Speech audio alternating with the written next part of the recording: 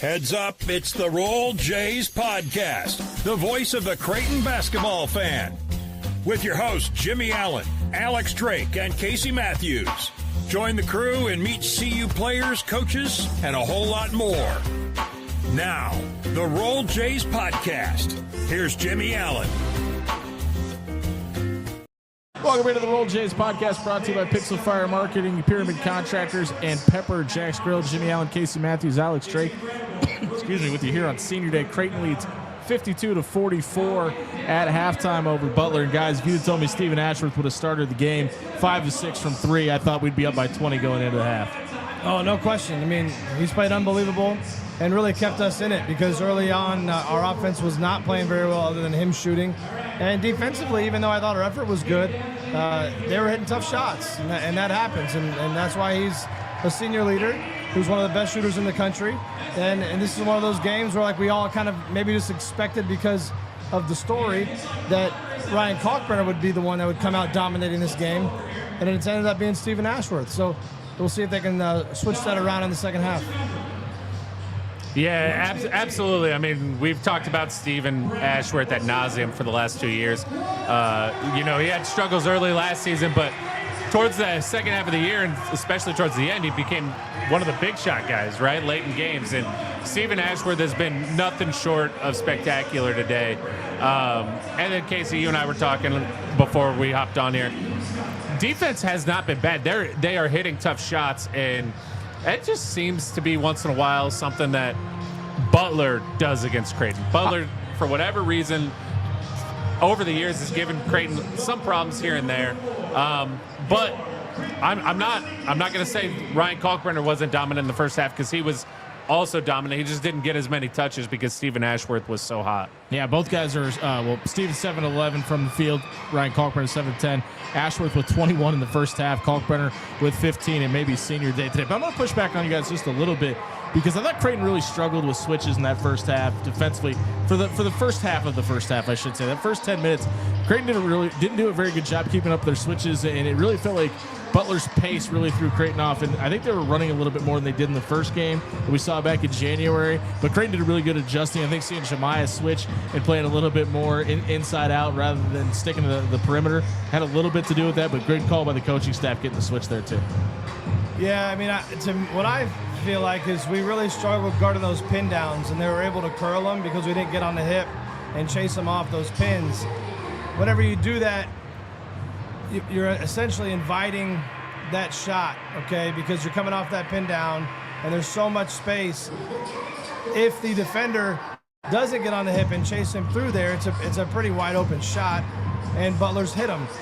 Butler also hit some tough shots that were guarded, and a lot of that, like you're saying, Jimmie, we were maybe just a second late to the action was because of a lack of communication. I felt like there's a couple errors there, specifically Stephen Ashworth and switched off while he was guarding the ball. Yeah, 100%. Sorry, twice. I'm drawing blanks here. Yeah. So we got to get those things cleaned up. Matt called the timeout on the 1-3 immediately to talk about it, and I think we settled in right after that. But listen, there's a lot of emotion in the building, and those things happen. So I think the key is, we want the emotion, we just don't want to be emotional. And when you can separate the two and play with it and play with the emotion, but not, like I said, be emotional, it allows you to do what you do, but at almost at an even higher level because you're feeding off the energy in the crowd and you're feeding off of the moment. This is a really special moment, one that hopefully, all of us won't ever forget being in this building for this game. And, I expect the Jays to come out pretty strong. There was about as sustained of a roar as there could be when they announced number 11 through the starting lineups today. Is senior day here in Omaha. Creighton is leading 52-44 over Butler at halftime. But Alex, the pop for number 5, pretty good. The pop for number 1 was pretty great. Pop for number 11 was about second to none that I've ever heard in this building. Yeah, and like we said coming in, obviously Jimmie and Stephen and even Asmani are all big parts of this program, right? But I said it 2 weeks ago, Ryan Kalkbrenner is going to hold a special place in all of our hearts and all the fans' hearts.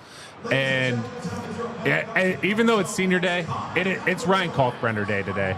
And Stephen Ashworth's got something to say about that right now, though. I mean, he is absolutely balling out. For sure. Yeah, but I get it too, though, guys. I mean, listen, Steven's a fantastic player. We obviously love him, having him on the pod.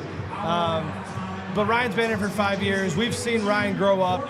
We've seen him go from a kid who really struggled early on, who was doing the opposite of what I just talked about, was emotional in games and struggled with some of that pressure, to now he thrives. He thrives under those situations. And I think that's the difference. Like, Steven's been great for us for 2 seasons. I wish he had 2 more or 10 more. But I think it's just a little bit different for me, too, seeing Ryan tonight. And it's also Jemiah and Sammy Osmani. Sammy Osmani's been here just as long as the big fella. So it's a really special night. Jay's up at halftime by 8 points. We'll be right back to give you our keys to the game here on the Roll Jays podcast. Are you dreaming of your business dominating local Google searches, drawing in customers effortlessly? Look no further. I'm Courtney, the Google gal from Pixel Fire Marketing. Need assistance with your Google business profile? From verification to getting more reviews, fixing maps to tackling annoying Google calls? I've got you covered. Your profile sets you apart and ensures you're the top choice for local customers. Visit fixmygbp.com for our $297 special offer. Visit fixmygbp.com for more details.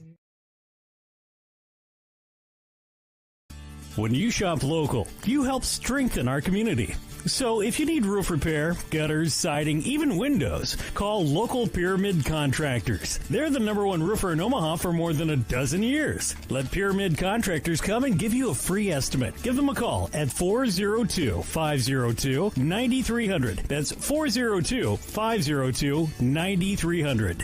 Or visit them online at PyramidRoof.com. Never settle for less. This is why you need to try Pepper Jack's Grill, the best Philly cheesesteak in America. At Pepper Jack's Grill, we craft your Philly just the way you like it. Fresh ingredients, sizzling on the grill, and endless customization options. Not just Phillies, we've got rice bowls, burritos, nachos, and even vegetarian choices. And don't forget those crispy fries with our famous spicy ranch. With 10 great locations in Omaha, there's a delicious meal waiting for everyone in the family. Pepper Jack's Grill, your Philly, your way. Welcome back to the Roll Jays podcast, brought to you by Pixel Fire Marketing, Pyramid Contractors, and Pepper Jack's Grill. Creighton leads 52-44 on senior day at the Cha. We'll get to our keys to the game here for the second half. Casey Matthews, obviously, we've seen Creighton's offense come out on fire in the first half. What do you want to see out of it in the second half? Yeah, I think in the second half, to me, it starts with defensive intensity. I think we got to take it personal. Certainly, Butler hit some tough shots, but we can do a better job influencing the shots that we want them to take. Agreed. And making those shots be under duress. We've talked a lot. We've had some of the coaches on about rear view mirror challenges, where you don't quit after you get hit with the screen. You still get behind and contest the shot. We didn't do a very good job of that in the first half. We got to do it better in the second. And then we beat this horse, but we got to continue to take care of the ball. Butler doesn't force a lot of turnovers, so take care of the ball in the second half. Handle the rebounding margin. I think we come away with a pretty large victory. Alex Drake? Yeah, I'm right there with you, Casey. I said it before the game. I wanted to see Creighton get on a couple of runs with some flurries of threes. They did a great job of that in the first half. Unfortunately, they just didn't mount the stops to stack it. They ended the half on a great run. I want to see them carry that through. Obviously, continue to feed Ryan Kalkbrenner.